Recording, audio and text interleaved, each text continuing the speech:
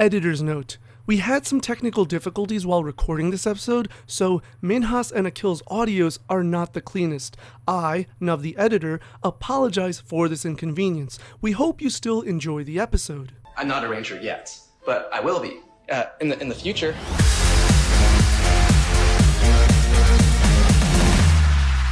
Once a ranger, Always a ranger.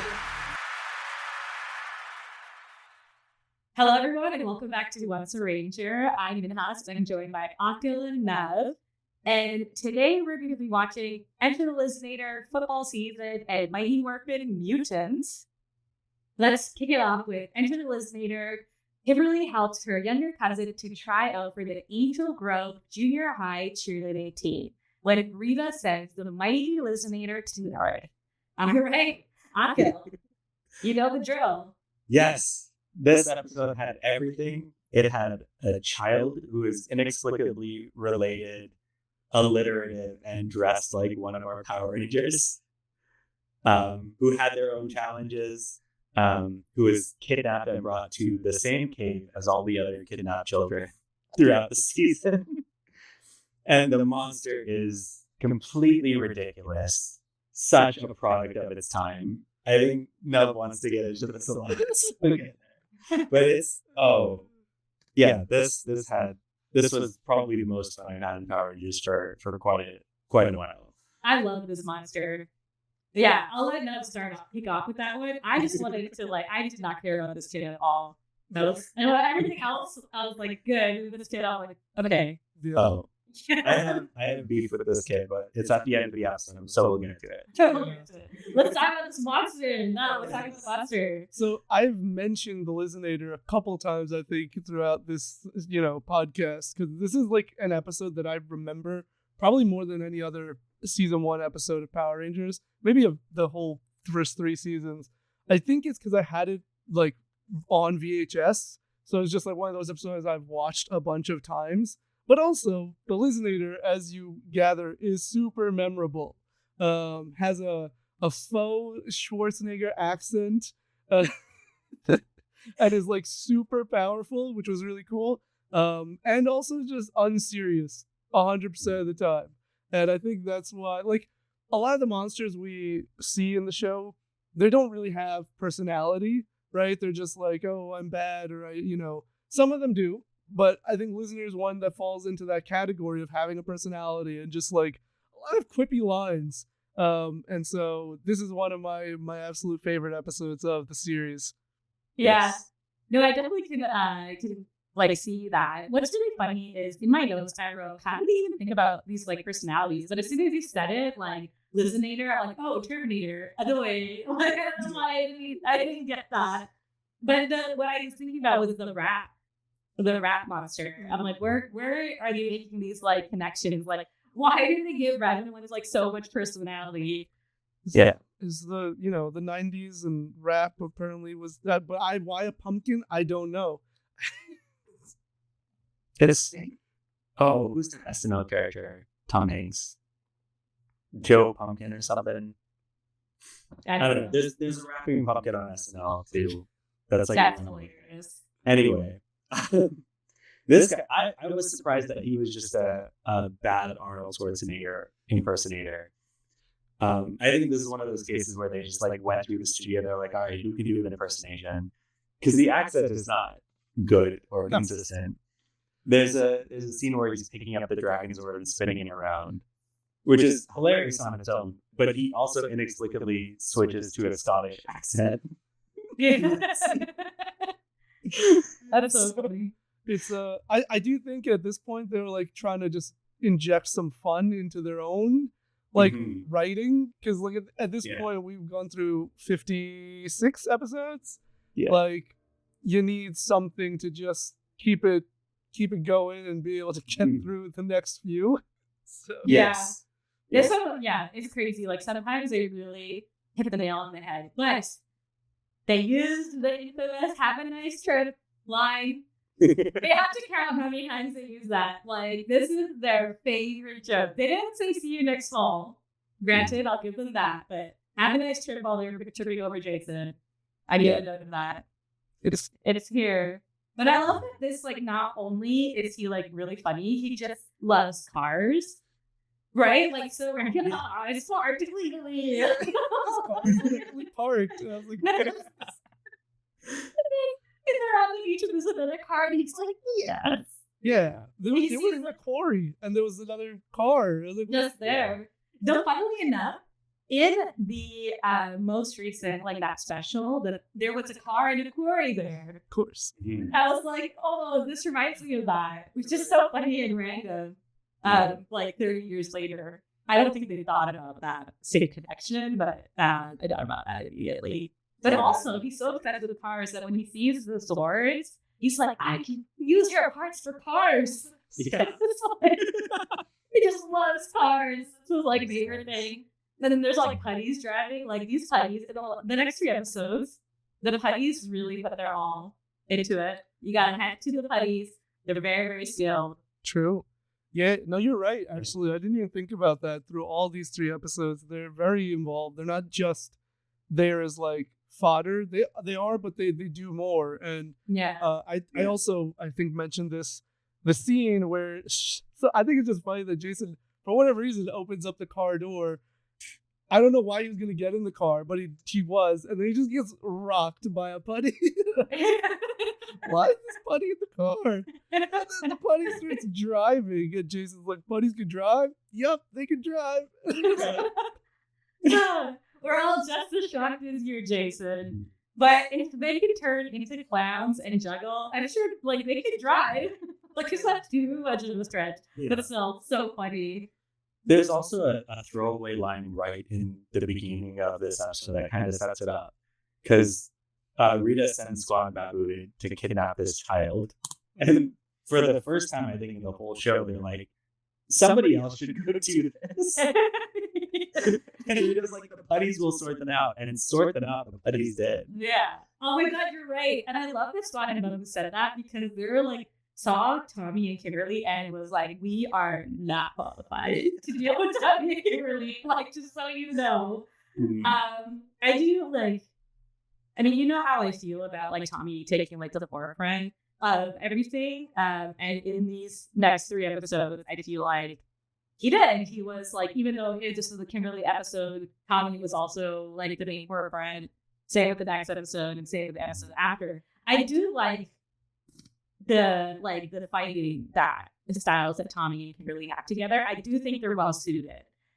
Watching them play together, it's nice to watch. So I did appreciate that. Since we're on that fight in the parks, though, I do want to talk about the physics of him kicking the putty up the slide and it just going whoop. I love those. I love the ones that make 0 sense. I feel like they did that something similar before, but not like kicking. Like there was those circle slides, and one of the putties slid out in a previous episode too. Yeah. I don't remember specific. Every time it happens, Zach, I think threw them up, like sent them, like just like kind of, pushed them up one, I believe it was. But yeah. The Megazord, the Dragon Zord did that at a certain point. I don't know if it was that episode or the next one. I need a moment on it where the Dragon Zord, he just kind of like, they reversed the footage, so it's like instead of falling. Power Rangers does this so much, but I always love when they just have a reverse footage. Yeah. Like, I think Trini and Kimberly jumping into their Zords is reverse footage every single time. Going up the slide is reverse footage. Yeah. Some of the backflips are reverse footage. It's just so cute. It is so cute. I do remember there was one monster, that was on like a building ledge and they reverse footage him. The jump, right? On the jump. Yeah. It's like that is so funny. And it's always jarring but hilarious to see. Yeah. Yeah. It was also weird how they go to the quarry to fight the Lizzinator and the Putties. And for some reason Tommy isn't there for the first like 2 minutes. Like he morphs with them. Right. He doesn't show up right away. Yeah. Tommy is half-assing everything. He's very forgetful, apparently. Yeah, he is. Where was it going? Oh yeah, the quarry. Like it's not like they didn't show him morph and they're like, oh, stay back. Like all you had to say was you have to reserve your powers, so stay back. But no, he morphed with them in the sequence, but he just doesn't show up. I'm sure it's like Japanese footage, but it was just weird. Maybe morphing doesn't take away his powers, but fighting while he's morphed does. But also fighting while he's unmorphed doesn't. Yeah. I don't Well, he could be like sucking his energy while fighting when more. Right. Yeah. Like literally leeching. Yeah. You know, I think that's what it is. They never really explained it, but I'm pretty sure that's like how it functions. And Yeah. Because it is linked to their DNA. Yeah. Yeah. But also, I thought he was fully healed like 4 episodes ago. I didn't realize he was still. No, he has his powers are limited. Yeah. Is that just going to be forever? Yeah. Yeah. Really? Yeah. Oh. Until You spoiler. when things happen, yeah. Yeah. Change. There's a change. Oh. Like, but the Green Ranger has limited powers and eventually. Right. Spoiler alert, he stops being. Yeah. Yeah. Yeah. Yeah. And so he does eventually stop becoming a Green Ranger because the power runs out. Oh, interesting. Okay. Yeah, so there are like actual consequences. It's nice. Yeah. But yeah, there was Your power is green. Green. That's New Shadow. Sorry, when you used to remember it. of I course just- speaking of the Megazord fight that you'd mentioned, of course that like first of all, Tommy shows up, somehow his attacks are effective on the Lizzinator, whereas like Jason's weren't. And then of course Rita's like, well, time to make him grow after like one hit, because that's the way it works apparently. Yeah. I'll never get over it. It's always frustrating. I'm like, Rita, this is like a super powerful monster. Give him a chance. Yeah. Jump into the gun. She's stressed. She's like, I can't risk it. Yeah. And that, like, even when the monster showed up and they were talking to Zordon, they were like, this monster is going to destroy the whole world. And Yeah. it was just a guy. It's not necessarily a big guy. He was, destroying the world one building at a time. But he could do it. He can do it. Eventually, he'll reach the whole world. Eventually. One building at a time. In 13 years, when we're done watching all the seasons, this guy would have finished destroying the world. Oh, yeah. Okay, let's talk about this kid for a second. Okay. Oh, Okay, so they're in a cave. Sorry about the side. I don't That's fine. not guess. When I said I don't care about this kid, that sounds neutral. I don't like this kid. Okay, let's just say that. She's like, she goes, they're in a cave and she's like, would you want to hear a cheer? And okay, I'm not against that idea. Squat and Bubba are super into it, right? And I love that. But then her cheer is like, oh, the Power Rangers are going to defeat everybody. And why are Squat and Bubba like, this is great for Rita? Like, the whole point was to cheer for Rita. Yeah. Yeah. This is why I really like the writing on this episode, because again, in the beginning of the episode, when they're watching the cheerleader, Squat and Babu are like, we want to learn new cheers. Yeah. So they were on board from the beginning. I don't think they cared what the cheer was. They just wanted to learn it. You know what? Fair enough. I think if she was smart, she wouldn't do that, though. I think if she was smart, she would have learned the cheer that she was supposed to learn instead of making up a new one. That's true. She could have, yeah. but it is funny. The cheer she makes up to get rid of Squat and Babu is also something that's like imprinted in my mind. Like, I forgot that this was part of the episode, but the second the episode started and like I saw her cheering, literally it came to my mind, Rita, she's our leader, but the Power Rangers always defeat her. I was like, oh my god, why is this in my... Because she That's says so it funny. so many times. He does. Yeah. Okay, But- let me get to Power Rangers. Rita, she's just spinning around. Yeah. I'm like, what is going on here? Some of the things like you just said, like I think it was either Turbo or Space, where Carlos gets like put out as a spell and he can't stop singing and the song goes like confusion. No miss. When we get to that episode, I'm gonna be like, you guys, Yeah, that I This- don't remember, but I remember Years speaking of later. Carlos though. It's funny, like in the last episode of Turbo, he says we have to get to the Sumerian planet, and he just has a stronger accent, so it's Yeah. just like imprinted in my brain that statement. I don't know why, like the urgency, the accent, everything about it. I'm just like, I'll randomly say it. I have no reason to say it, but I randomly say it because it's. I'm not gonna. Carl- I don't want to see like I'm making fun of his accent, so I'm Yeah. not gonna say it that way. But this is like off topic, but I do want to say it. Carlos and Johnny, not Adam, they had an episode together, and Johnny Ramash was talking about like how Carlos had a lot of saliva when he was crying, and that was such a random thing to like say. He was like, and I was like, this is so random. You can't help it, man. So you just had a lot of saliva. Better than dry mouth. That also is just an interview that was written in my brain. Gotcha. Yeah. No, but that episode is really good. But, yeah. But Akil, you brought it up, and I noted it too. I think Minhas, you also noted it. So she's struggling to do this very basic cheer, very basic. But you know what? She's like a middle schooler. Yeah, I'll give it. Yeah. You take some time. You don't know what you're doing. But then she ends up doing not a complex dance, but she's fully in rhythm with this dance that she does. Fully in rhythm is a strong term. Well, I just mean like she's flowing. It's like she's able to, like, she's not struggling with the moves. Yeah. You know, whether she's on beat or anything is a different story, but like. Well, Akil, just as an asterisk, they don't shoot with the music. Oh, I can tell. Yeah. They just put music on after. Yeah. So. She's doing all the moves. She's doing all the moves. So, how's she able to do all this when she couldn't do, let me hear you say fight, let me hear you say win. Like, that was very basic, but she couldn't do that. But she's not, you just gotta believe in yourself. And you know what's really funny about the fight, win, was she was only off at the very end. Yeah. Like, she was doing fine. 70% of it. Yeah. She's up at the end for some reason. Yeah. It's so funny. But I was like, did she try out for cheerleader or dance squad? Like, which is it? Based off of 1,000 Unbring On movies that I've seen, they do both. It's like an amalgamation. Okay, so maybe this is an American thing, or just a my high school thing. But we had two cheerleading squads. One did the cheerleading, and one did the dancing. But they were two different groups of people. No, we had like two separate. Like I said, it was like a dance group, and then there was cheerleading. Like they were not the exact same thing. We had no cheerleaders. None. No, it was, but I think it was just high school, like our area. Like, we didn't have cheerleaders, we had a cricket team. And then, interesting.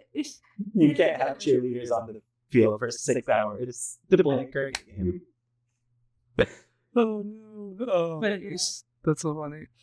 Yeah. Yeah, I don't know. It's just she's a. I'm not. This is not about the actress. It's about the character. No, it is about the character. She might be one of the worst of the children that we've seen so far, in my opinion. Yeah. No, totally. I agree. And it's like unwarranted, like how much I kind of like feel annoyed at this kid. But yeah, she was just there, right? Like, kind of like I feel like you could be smarter a little bit. Yeah. There's one other thing that she could have been smarter about, and that's when she's in the park and she sees Kimberly and Tommy fighting these monsters that only fight Power Rangers. And then later the Power Rangers come and say her name to her. Yeah. And she doesn't know who the Power Rangers are. Jason goes, "Good job, Kelly. I knew you could do it." In quotes, direct quote. What do you need? They were briefed, obviously. That's what she thought. Her intelligence was like, clearly they were briefed about who I am and my situation. Yeah. Clearly, Kimberly and Tommy told the Power Rangers when the Power Rangers intervened in this putty fight that they were in. Yeah. Yeah. Man, that was so funny. And because, like, they shut up after, too. Like, she was just alone in a cave. Yeah. Like, they don't even know what happened. And Jason's like, "Good job, Kelly. I knew you could do it." Well, they knew that Squat and Babu were not there. And that they had been there because there were 4 Squat and Babu-sized cheerleading pom-poms on the floor. Right. She had her human-sized ones that they had their sides open. I wonder where they got those. I wonder if they can conjure stuff. It's like with the collars, right? Like, they just, like, have these, like, things handy. Yeah. The collars are well. They probably could just, magically attain them. They could. That was like the one thing that I noted that I liked about this whole cheerleading plot is that Squat and Babu's pom-poms were noticeably larger than Kelly's. And I'm like, that's attention to detail. They're monsters. They have monsters as cheerleading. Yeah. She didn't even Yeah, use yeah. the pom-poms in her routine. Like, how do we know she's trying out for cheerleading if she's not using the pom-poms in her Yeah, routine? she did it. And then She literally just did this a couple of... She shimmied a couple of times. That was the whole... He shimmied. And so did Treating. Treating was shimmying. Yeah. Yeah. I liked it. Yeah. Also, well, two things. One, I think another reason maybe I have these feelings towards this character is because the monster is so entertaining. So then on the other side of the spectrum, you have this character that's just like, whatever. Two, why were Bulk and Skull even in this episode if all they did was come up at the end to say the cheer? Which also, why are they interested? I'm confused. No, If I it's know, just I wrote they're like Rita. They're like very similar to Rita, where they just like care about what the Power Rangers are doing and like push themselves in it, shoehorn themselves in it. they try to one-up the Power Rangers in everything the Power Rangers do. So they're like, all right, let me show you how to be a cheerleader. Bulk, he's a man, as he's FUNN.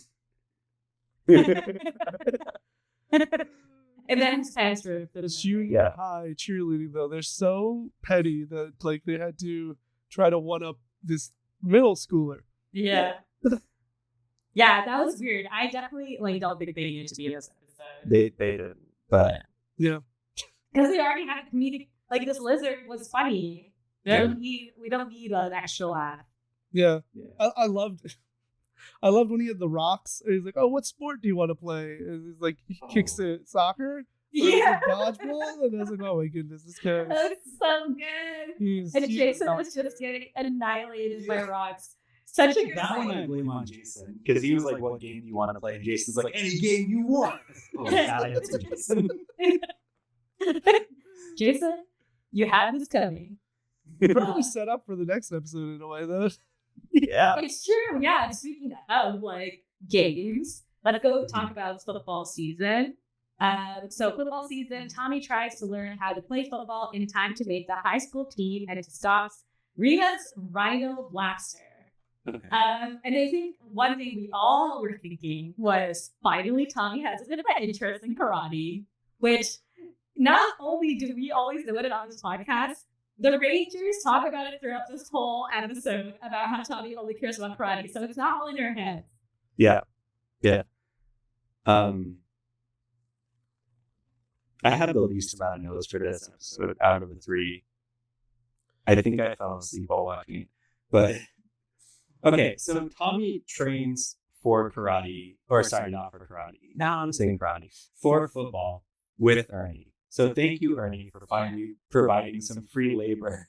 But Dude, yes, to we someone talked about else. in the last episode, he asked Jason to go downtown to pick up supplies for him, by the way. We didn't talk about it, but he We didn't did. talk about it, but Eddie or Ernie needs to stop doing that. Yeah. So now, go ahead. So he finally like supports these people who have been running his business for him essentially. And he's training Tommy to play football. Meanwhile, the other Power Rangers are playing a game of football, which I feel like would be more effective in teaching Tommy how to play football than running random exercises in a gym.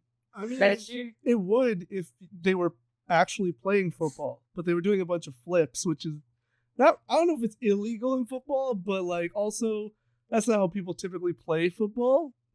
Okay. And I So- think we were there for funsies.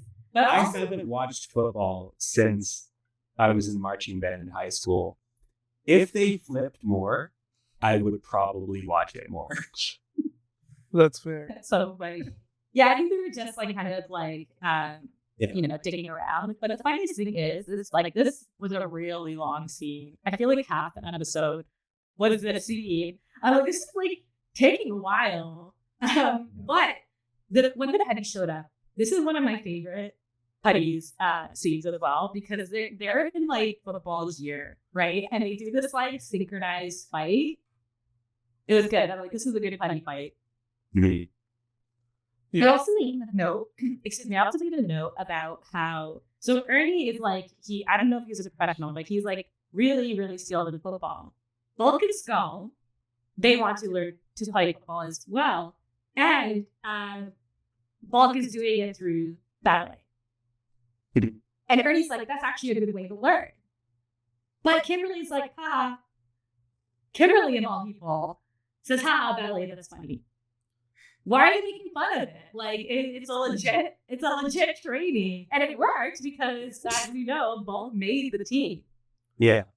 And he when he made the team, showed that in his little ballet outfit and stuff. I just thought that was strange. Yeah. I think Kimberly just takes any opportunity she can to make fun of them. That's true. She's done ballet in this show, right? No. No, No. I think She's done some sort of stage dancing. she does gymnastics. Gymnastics. Yeah. That's not stage dancing. I apologize. I think it's just 90s gender norm stuff. Yeah. So, Gymnastics. guys doing ballet, that's funny. That's my guess, honestly. That's probably what it is. Yeah. Yeah. Even though like it worked. They Like, forget for a second that these people are like, probably more progressive than others. So any opportunity to make gender jokes or fat jokes or, that kind of stuff is kind of on the table for them at this time, apparently. yeah, that's true. Yeah, it was. I thought that was very weird, but It was. I'm happy for Bulk making the team. Like, good for him. And then it goes back to what we were saying about like Bulk is quite adept at sports. Like he was literally holding the weightlifting champion against Jason. So it's like it's nice to see that actually come to the Yeah. Yeah. I did find it funny that Tommy said he needed training, as if like they're all not great at everything they do. Yeah, that's kind of like what Kimberly said. She's like, you are a natural athlete, is what Kimberly said. Yeah. I just it just like really, it's still watching these, like really just, and thinking about Dino Thunder, it's just like so different.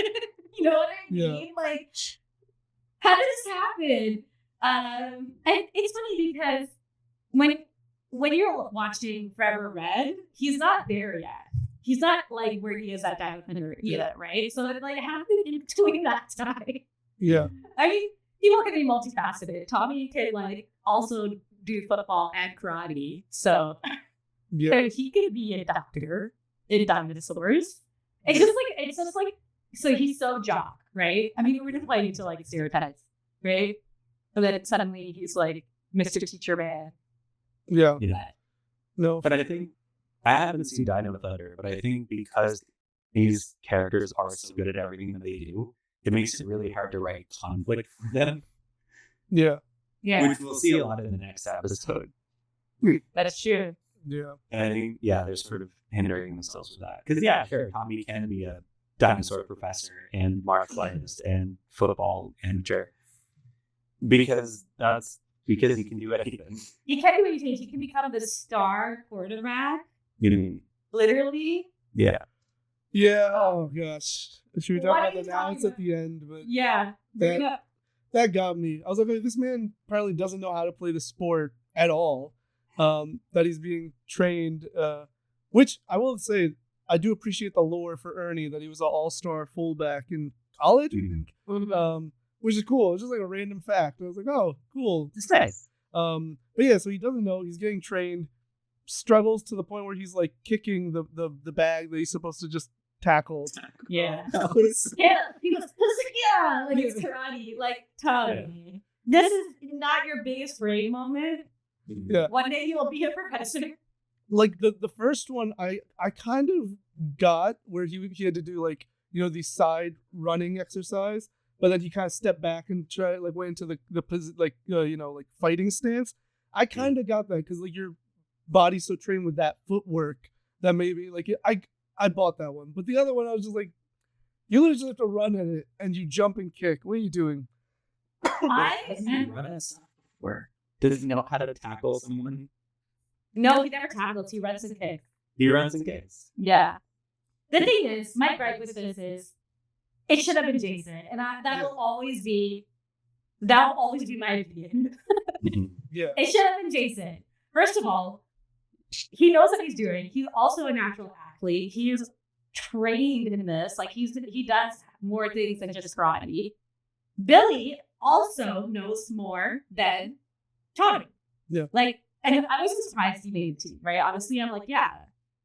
But Tommy being star quarterback, I mean, we also see them play. Should have been So Jason. they know, Yeah. right? Like we saw a couple throws from Jason and Billy. So it's like, why? Yeah, why? Like I even wrote in the notes, I was like, oh, this is like clearly them, like putting Tommy as like the leader, but even though he's not the leader of the team yet in terms of like the Power Rangers, but like making him the star quarterback when he apparently doesn't know the sport is just like so egregious in my opinion. I was just like, the man really thought he wasn't even going to make the team without this training from Ernie. So like, literally, it was dissatisfying to say the least. Yeah, I was pretty upset at that. But this monster, we haven't even talked about it. Okay, let's talk about this monster. Yeah. I don't have a lot of notes on this guy. They had one funny line where it said, Tommy goes, "I want to use my last moments to see my friends," and then the monster's like, "Well, since I'm such a nice guy, no." And that was really funny. Like, whoa. But yeah, this monster, other than that, wasn't too memorable. They go into different dimensions all the time. But okay, this is in my notes. The Dragon Zord rumor stood out. So what I was talking about reading that was in this episode. But yeah, that's it. I asked for the fight. The one thing I noted was that Tommy actually went into the Dragon Zord. Which is I think that's the first time we've seen that. Maybe the second, but like super rare for him to actually get in the cockpit of the Dragon Zord, and then he like got hit out like 2 minutes later. So that's why he doesn't go in there. He's like, "This too much for me." I don't know if Jason been in the Dragon Zord. I think I remember Jason being in the Dragon Zord, but not Tommy. I think so. I think Jason has been in there. Yeah. When he temporarily got Tommy's like shield. Yeah. Yeah. It's weird. But now I'm just picturing the tiny action figure that they moved to the top of the Dragon Zord in those fight scenes. Yeah. Oh, I love that. Oh, this is such a small detail, but they show Bulk and Skull in detention, and Skull's like training Bulk. And there's a moment where like Skull's talking, and he has a water bottle on the table, and he accidentally knocks it over, and he just fixes it. For some reason, I feel like that wasn't in the script, because if it was, they would have made something of that. Like whenever they do something clumsy, it's like, look at them being clumsy. So he just like knocked it over and put it back. I was like, oh, they just kind of like left that flub in, it seems. I love that. Yeah, no, I totally agree. In later seasons, there's a scene where like Skull, like I think he falls off a horse. That also was a flub. They just kept it in. Like I remember him talking about it in an interview, and they're like, it looks like it was done on purpose because the camera happened to cut at that time. And they cut back and they showed him fly off the horse. But no, that also was like a flub that they kept it. So I totally believe that happens. And yeah, I didn't really think that they would have made a bigger deal out of it too. Right. Like he's never unintentionally clumsy. He's never clumsy without the camera being like, look at Skull, like, or making a scene of it, right? Yeah. So this fact that he just kind of like knocked it over, he's still going through his line, whatever he was saying, telling Bulk he needs to work, he needs to do these like ballet kind of lessons to get better. And he just puts the water bottle back up, and I was just like, oh, that's strange. Must have been like that was the best delivery of the line, and they're just like, yeah, it's fine. He knocked over a water bottle. Yeah. Wait, that's a kid's TV show. They don't do multiple takes. Yeah. One take only. Yeah. Good luck.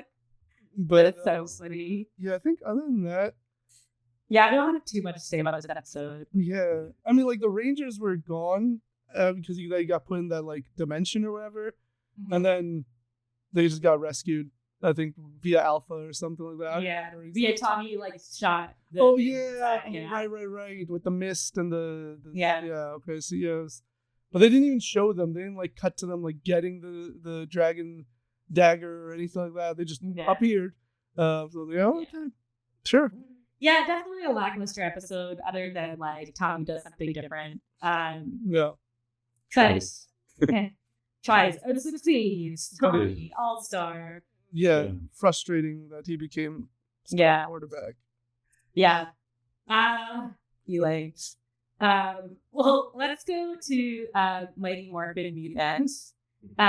This assignment was weird. If the teacher was like, here, tell your friends to tell you what way you kind of suck and like fix it, right? It's a weird thing. Tommy's like extra forgetful in this episode, so like I think they had to really hone it down that he's really, really forgetful. So I know none of your notes, you're like, was he forgetful before? And I kind of like was like, no, you know what? His brain is probably just getting fried from the Green Ranger. So like sapping his energy, like I believe it. Like first of all, like Rita's in there all the time. So much stuff is going on in there. I don't know blame him for being forgetful. Yeah. But also he forgets to hang out with his friends a lot. So yeah. I would take that if they actually give that an explanation of like, oh, because you're using the Green Ranger powers is actually affecting your, like physical, or like mental.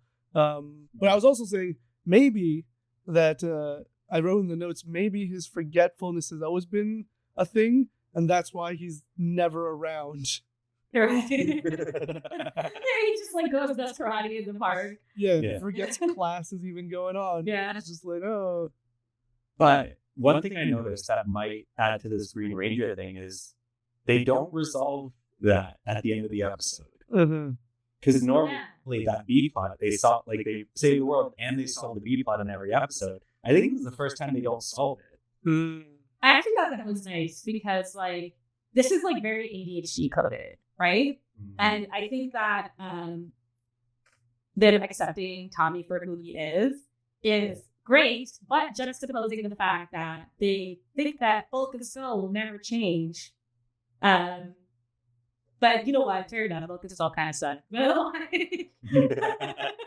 It's just like contradicting morals there.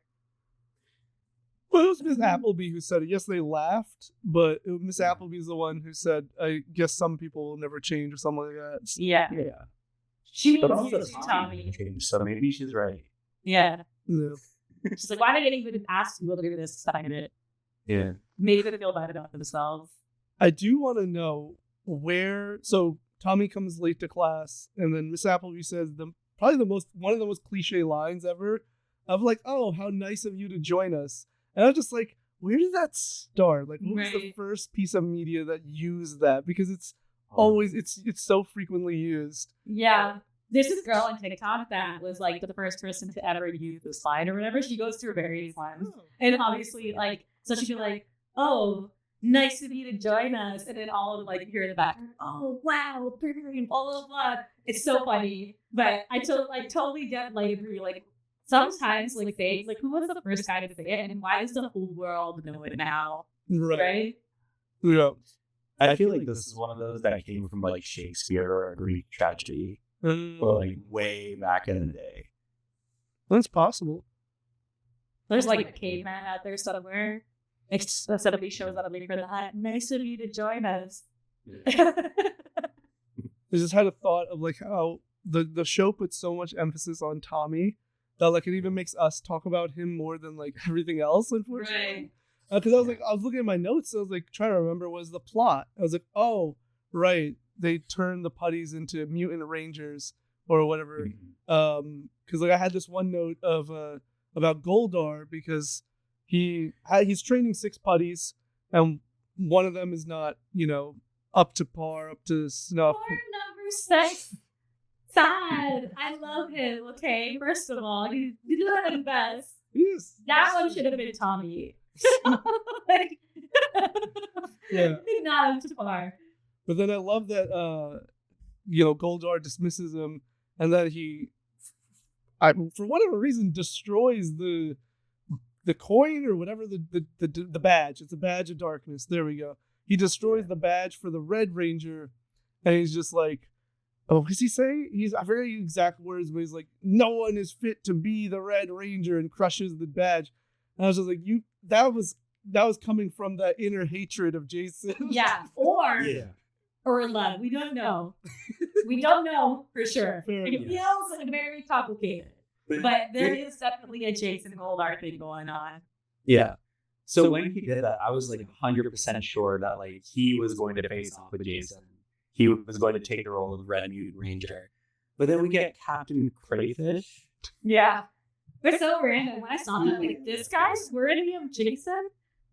I didn't know, though. I was like, this is kind of Jason is the best and the most worthy of being a leader. Just, again, I'll always be like, it should have been Jason. And it makes sense of the thinking that you're thinking of, Kill, that should have been, that Goldar would have just, been there instead of the monster. Like, it would just work perfectly, honestly. Yeah, because they already have that thing. They already have their, like, thing since the beginning. Right. Like, since 60 episodes, like, Jason is Goldar's nemesis. Mm-hmm. Yeah. This would have been a great showdown between the two of them. Yeah, and Goldar would just leave as he does. But he kicks in for sure. But I guess then we couldn't have gotten what we get in the Megazord fight. First of all, yeah, that was the best. I loved it. So, like, seeing these giant rangers, okay, and then having, like, the shrimp on the shoulder and, like, the rangers, like, kicking the Megazord at the same time was one of the best visuals I've seen. I'm like, this is so good. Like, this is why I'm here. Yeah. This is what I came for. It is absolutely ridiculous. There were so many things about that were ridiculous. Like the fact that formation, also that only 3 Rangers became big. I was just like, what happened to the other 2? Like, what? Yeah. It was blue, black, and green. I was like, why'd you leave out yellow and pink? You're ruining your chances. You have literally. the pink and yellow ones stood on the shoulders instead. You could have like a cheerleader pyramid of like a shrimp and like rangers, you can all kick the Megazord. And then the worst part of it, and I'm sure you took note of this, Akhil, but the reason, so they do this formation, and Billy says that that they're now above the blaster range, or something like that. And I was like, wait, can't you just tilt the blaster up? No, can't. And also, if you straight on. If you hit your head straight, you'll topple. Yeah. You'll topple them. Billy. It's not that they were hovering. They were small people whose like feet were on the, you could have struck them at the waist. Whatever. It doesn't have to be like pinpoint center chest or whatever. Can't do it. No, because in the Sentai, the explosives are only in one place in the costume. So you can only hit it at one place. You can't hit anywhere else on. Yeah. That is so funny. But I do like right before we went on Johnny, because Jason wasn't in the fight initially. And so Mutant Jason also waited to show up later. Tommy, but yes. Yes, Tommy, sorry, not Jason. The Green Ranger. Nobody's worthy of Jason. Nobody's worthy of Jason. So yeah, Tommy showed up late, but also his mutant counterpart also showed up late, just as a courtesy. Yeah. Yeah. It's like, I'm just gonna hang around. But you know what? They are like kind of versions of each other, right? So at this point, Tommy's just like the kind of guy not to show up. Like his clone will also be like the kind of guy not to show up. Yeah. Which is so funny. Yeah. Like they weren't like, it's funny because they didn't were trained to fight like them, but like there was no like essence like transfer or anything. Like I don't know why they're so like exactly similar. Like there's just like no explanation. Yeah. There's no. I wonder if like the badge is based off of the coin, so they get some of their fighting style from the coin. Maybe they were called pseudo workers, meaning they're not like actual. They're like adjacent or something. I don't know about anything else. Yeah, pseudo just seems partial. So it's possible. It could have pulled from the same energy or something. Yeah, maybe they're like linked. Yeah. Well, yeah, I mean like partially their power. Right. And the side effect is you get black gloves and a boost instead. And black weapons. Yes. Yes. So when they had to upgrade their weapons, I was thinking like, okay, time to get some new toys on the market. But they look exactly the same. We didn't get any new toys out of this episode. They even addressed that. It's so funny. Zach's like, they look like the same weapons. And Alpha's like, don't worry, they're not. Like, and literally. power is different. I don't know, but it does do significantly more damage. Yeah. Definitely. So, like But hero, it's significantly harder to aim now, so yeah, maybe that heavier. I don't know. But what's also interesting is the Mutant Rangers. The Green Ranger looked like he had. They didn't really do any close-ups, so I couldn't like confirm. But it looked like he had the Sword of Darkness that Tommy had gotten when he was first like joined and was evil and all that. And they had to destroy the sword to like break the spell. It looked like he had something of that nature in his hand. It didn't look like a dragon dagger, so I was like, huh. Wonder what that's about. Yeah, maybe it's like in universe theory, like maybe the essences are from a certain tiny point. Like, in out of the universe, it's probably like the footage is old, but but like, yeah, for all the other weapons, which was take that and paint them black. right, that's true. That's like the only one we had. No, but the shape was different. It wasn't like the regular sword that Jason has. It was Yeah. curved, so it did look like the Sword of Darkness. That's right. So it probably So they was. might have just taken the Sword of Darkness and painted it black. Oh yeah, 100%. Yeah, Yeah, that is sort of funny. yeah. Yeah.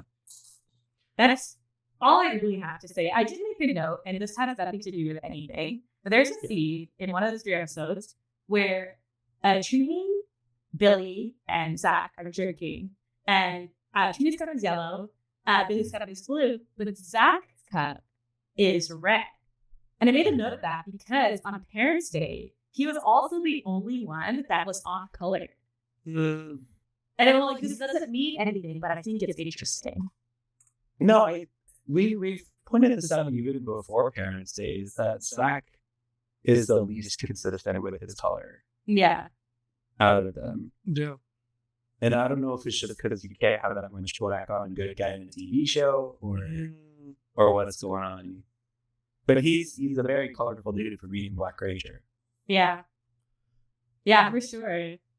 We need an emo Black Ranger. Is there an emo Black Ranger in later seasons that just wears all black all the time? Well, the Black Ranger in Time Force wears black all the time. He's not emo. Like, he just like wears black all the time. And RPM? yes, RPM. I guess he's technically emo. Yeah, kind of. He's not like emo. He's He more doesn't have like that broody. aesthetic. He's He is pretty- broody. he's Yeah. broody. But he He's does not wear black like- all the time. He's not like punk band emo. Yeah.